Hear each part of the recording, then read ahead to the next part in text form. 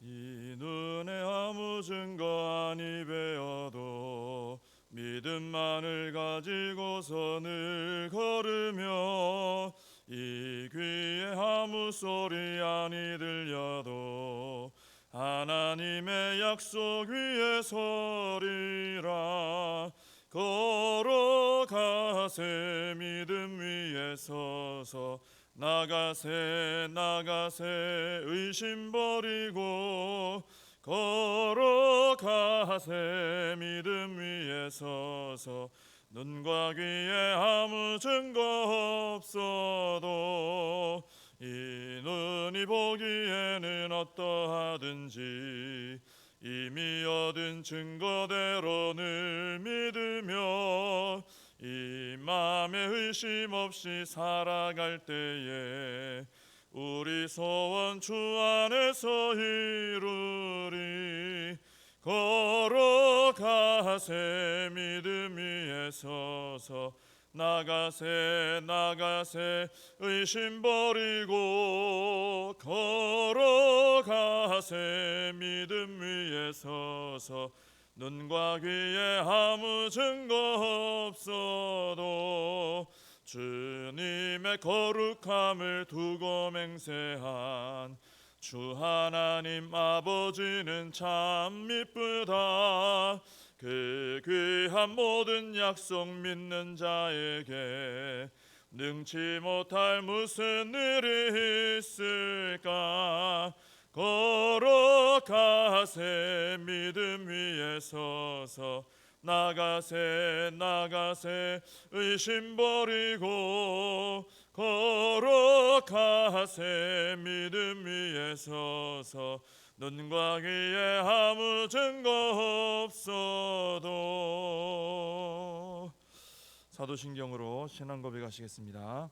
전능하사 천지를 만드신 하나님 아버지를 내가 믿사오며 그 외아들 우리 주 예수 그리스도를 믿사오니 이는 성령으로 잉태하사 동정녀 마리아에게 나시고 본디오 빌라도에게 고난을 받으사 십자가에 못 박혀 죽으시고 장사한 지 사흘 만에 죽은 자 가운데서 다시 살아나시며 하늘에 오르사 전능하신 하나님 우편에 앉아 계시다가 저리로서 산 자와 죽은 자를 심판하러 오시리라.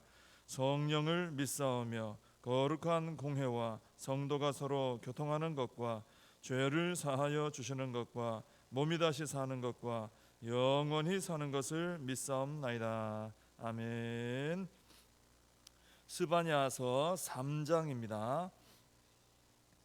스바냐서 3장 1절에서 7절까지 말씀을 보시겠습니다. 제가 말씀을 봉독해 드리겠습니다. 패역하고 더러운 곳 포악한 그 성읍이 화 있을진저 그가 명령을 듣지 아니하며 교훈을 받지 아니하며 여호와를 의뢰하지 아니하며 자기 하나님에게 가까이 나아가지 아니하였도다. 그 가운데 방백들은 부르짖는 사자요 그의 재판장들은 이튿날까지 남겨두는 것이 없는 저녁일이요 그의 선지자들은 경솔하고 간사한 사람들이요 그의 제사장들은 성소를 더럽히고 율법을 범하였도다. 그 가운데에 계시는 여호와는 의로우사 불의를 행하지 아니하시고 아침마다 빠짐없이 자기의 공의를 비추시거늘 불의한 자는 수치를 알지 못하는도다. 내가 여러 나라를 끊어 버렸으므로 그들의 망대가 파괴되었고 내가 그들의 거리를 비게 하여 지나는 자가 없게 하였으므로 그들의 모든 성읍이 황폐하며 사람이 없으며 거주할 자가 없게 되었느니라. 내가 이르기를 너는 오직 나를 경외하고 교훈을 받으라. 그리하면 내가 형벌을 내리기로 정하기는 하였지만 너의 거처가 끊어지지 아니하리라 하였으나 그들이 부지런히 그들의 모든 행위를 더럽게 하였느니라. 아멘. 오늘 1절에 보시면은 패역하고 더러운 곳 포악한 그 성읍이 화 있을진저 그랬죠. 여기 그 성읍이 어디겠습니까? 이제 예루살렘이죠. 예루살렘 성을 말하는 것입니다. 여기 1절을 보시면은 예루살렘 성의 죄악이 세 가지로 설명이 되고 있죠. 첫째는 패역이 나옵니다. 이 패역이라는 것은 이제 성경에 자주 나오죠. 이것은 하나님의 뜻에 반역하고 순종하기를 거역하는 불순종입니다. 쉽게 말하면 패역은 불순종이에요. 이게 굉장히 성경에서 자주 강하게 지적하는 이스라엘의 죄입니다. 패역. 두 번째는 더러운 것이죠.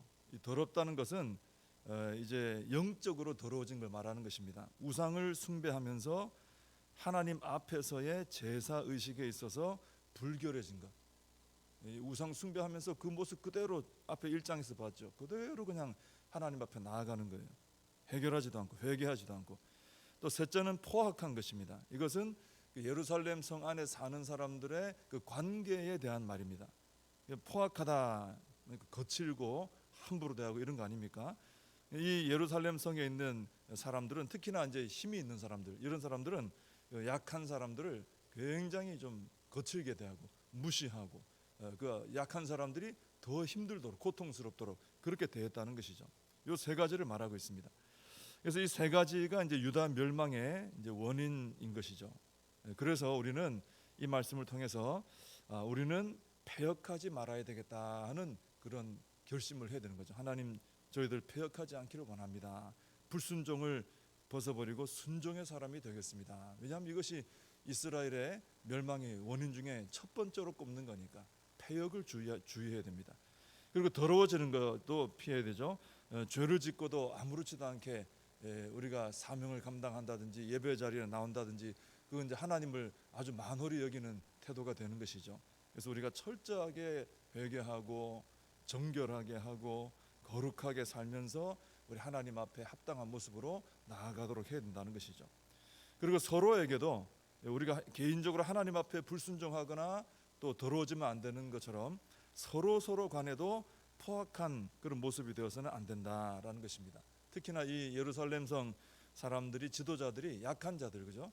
힘 있는 사람들이 약한 자들을 굉장히 좋지 않게 되었는데 우리가 그래서는 안 된다는 거죠. 나보다 약한, 어떤 면이든지 나보다 약한 분들이 있을 때 함부로 대하거나 무시하거나 이렇게 되어서는 안 된다는 것입니다. 유다가 이 예루살렘 성이 망하게 된 원인 세 가지, 패역과 더러워진 것과 포악한 것, 이것이 나에게서 자꾸 이게 보이지 않도록, 이게 자꾸 감추어지고 이게 처리가 되도록 우리가 노력을 해야 우리 하나님 앞에 거룩한 모습으로 바로 서게 될 줄로 믿습니다. 그 다음에 2절을 보시면은 그가 명령을 듣지 아니하며 교훈을 받지 아니하며 여호와를 의뢰하지 아니하며 자기 하나님에게 가까이 나가지 아니하였다. 해야 되는데 안 한 거를 또 말씀하고 계시죠. 크게는 이제 명령 듣지 않고 교훈 받지 않은 건 하나로 본다면은 예루살렘이 뭘 안 했느냐? 하나님 말씀을 듣지 않았어요. 그 말씀을 듣질 않아요. 그 명령을 해도 교훈을 해도 듣질 않는 겁니다. 그 다음에 여호와를 의뢰하지 않았다. 그 말씀을 또 믿지도 않았어요, 하나님을. 그리고 하나님께 가까이 나아가지도 않았다. 이것을 하지 않은 거예요. 해야 되는데 안 한 것입니다. 그래서 우리는 2절 말씀을 통해서 하나님께서 우리에게 원하시는 것을 분명히 알 수 있게 되죠. 하나님 우리에게 뭘 원하시느냐? 첫째는 하나님 말씀을 잘 듣는 거예요. 이게 하나님 첫 번째로 원하시는 겁니다. 거기서부터 신앙의 생활이 잡혀나가기 때문에 말씀을 잘 들어야 돼요. 둘째는 범사에 하나님을 인정하며 신뢰를 해야 됩니다. 그리고 셋째는 하나님을 가까이 해야 되는 것이죠. 그러니까 말씀 잘 듣고 아멘 하여 가까이 하여 동행하며 순종하며 살아가는 것, 이것을 우리 하나님께서 원하신다라는 것입니다. 그래서 우리가 이 성경을 개인적으로 읽든지 뭐 묵상하든지 혹은 뭐 설교를 듣든지 우리 말씀을 대하는 시간들이죠. 그 시간에 우리가 마음이 막 산만해지고 딴 생각하고 자꾸 다른 데 정신을 팔리고 절대로 그러면 안 된다는 거예요. 마리아처럼 오직 주님 앞에 그 발 앞에 앉아서 그 말씀에만 집중하는, 하나님께서 지금 나에게 무슨 말씀을 하시는 건가. 우리가 사람들 간에도 대화할 때 뭐 이렇게 진지하게 얘기하는데 자꾸 딴 데 쳐다보고 눈 감고 이렇게 그냥 다른 데 고개 숙이고 앉아 있고 이렇게 하면 기분이 별로 좋지 않아요. 그죠? 근데 하나님께서도 우리에게 생명의 말씀을 이렇게 해 주시는데, 우리가 성경 읽을 때 깨닫게 하시려고 하나님 말씀해 주시는데, 또 설교 들을 때도 깨닫게 하시려고 하고 여러 가지로 말씀 대할 때 그렇게 하시는데, 우리가 딴 데 마음이 가 있고 딴 생각하고 이렇게 하면은 하나님께서 이 첫 번째 지적하신 것, 내 말하는 거 잘 듣는 거, 이걸 우리가 해드리지 못하는 것이죠. 그래서 우리는 하나님 말씀을 제대로 듣는 훈련부터 해야 됩니다. 잘 들어야 돼요. 말씀을 읽을 때도 잘 읽어야 되지만은 들을 때도 잘 들어야 됩니다. 그리고 주신 말씀을 믿고 하나님과 동행하며 순종하며 살아가는 이것이 유대 민족들처럼 유대 백성들처럼 이렇게 멸망하지 않고 하나님 앞에 복을 받으며 살아가는 모습이 되는 것이죠. 그다음 3절과 4절은 보면은 예루살렘의 지도자들의 악함을 보여줍니다. 거기 보면은 방백들이 부르짖는 사자, 재판장들은 이튿날까지 남겨두는 것이 없는 저녁 1위 뭐 이런 표현도 나오잖아요. 이게 다 뭐냐면은 그 지도자들이 힘 있는 사람들이 방백들, 귀족들이거든요. 또 재판장들이 힘이 있잖아요. 그 판결을 다 내리니까 이런 사람들이 자기 사리 사욕만 채웠다는 얘기입니다. 뭐 어렵고 힘든 사람들 봐주고 뭐 그들을 불쌍히 여기고 이런 게 없고 그냥 자기들 사리 사욕만 챙기는 이런 사람들이었다는 것입니다. 그리고 공정하지 않은 그런 재판, 앞에 우리가 봤었죠. 낯을 봐주 잠언 말씀에서 봤는데 낯을 봐주지 말라 그랬는데 낯을 막 봐주고 말이죠. 공정하지 않은 그런 재판을 하고, 또 선지자인데도 선지자는 하나님 말씀 받아가지고 백성들에게 그대로 전달을 해야 되는데 이 선지자가 방탕하고 거짓된 삶을 사는 거예요. 그러니 뭐 말씀을 받고 전해주는 게 될 리가 없죠. 또 제사장인데 성소를 더럽히고 율법을 범합니다. 막 죄짓고 우상 숭배하고 이방의 신을 숭배하면서 하나님께 엎드리고 이렇게 하는 것이죠. 이렇게 지도자들이 타락을 하니까 그 예루살렘 성 안에 백성들과 연약한 자들이 고통 가운데 살게 되는 것입니다. 그리고 하나님의 말씀이 사라지죠. 선지자가 말씀을 제대로 못하니까 말씀이 사라집니다. 또 예배가 무너지죠. 제사장들이 성소를 그렇게 더럽히니까 예배가 무너질 수밖에 없습니다. 그래서 여기 나오는 이 지도자들은 하나님께서 그들을 세워놓으신 목적이 있는데 그 목적대로 살지 않고 완전히 뒤집어 버린 거예요. 그래서 자기들이 완전 뒤집어가지고 죄짓고 뒤집어가지고 엉망을 만들어 놓은 것이죠. 첫째 원인은 이 지도자들이 자기들의 개인의 경건에 실패했다는 겁니다. 자기 개인의 경건이 무너지니까 자기 자신이 먼저 무너지고 지도자로서 사명 감당하는 것도 무너지고, 그러니까 이분들을 통해서 섬김 받아야 되는 백성들도 무너지고 다 무너지게 되는 것이죠. 그래서 교회에서 성도님들을 섬기라고 세워진 일꾼들 또 지도자 이런 분들은 먼저 자기 자신의 경건부터 관리를 잘 해야 된다는 것입니다. 항상 이것이 1번입니다.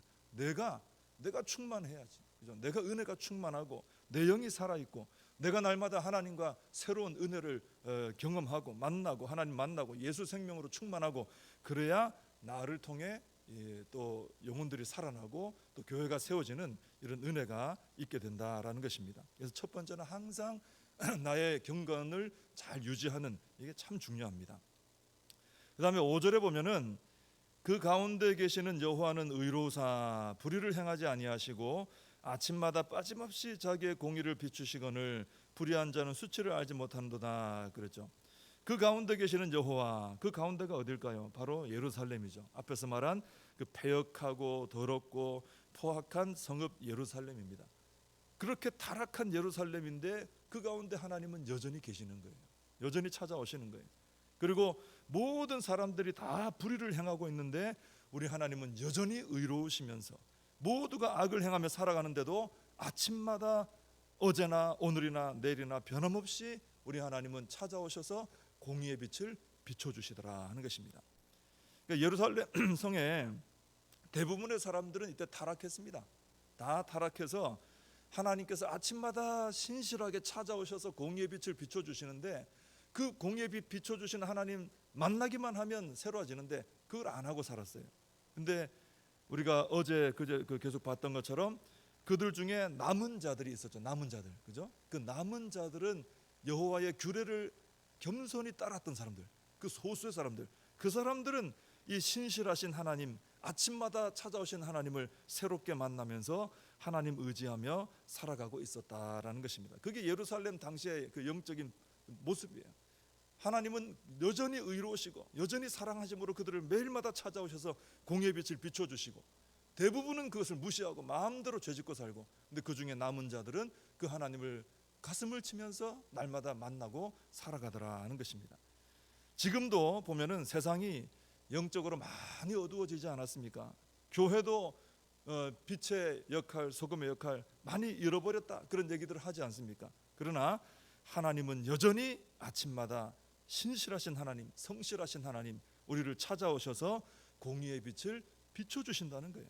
그 아침마다 그 찾아오시는 하나님을 늘 아침마다 새롭게 만나는 그 남은 자들과 같은 성도, 그 성도님들은 이 어두워진 세상 가운데서도 빛으로 살아가게 된다라는 것입니다. 이게 참 중요합니다. 그래서 우리가 이 남은 자들처럼 이런 모습으로 살아야 되는 거죠. 아침마다 우리를 성실히 찾아오시는 그 하나님의 공의의 빛을 오늘도 그 빛을 바라보며 은혜 받으며 그 생명으로 살아가야 되는 것이죠.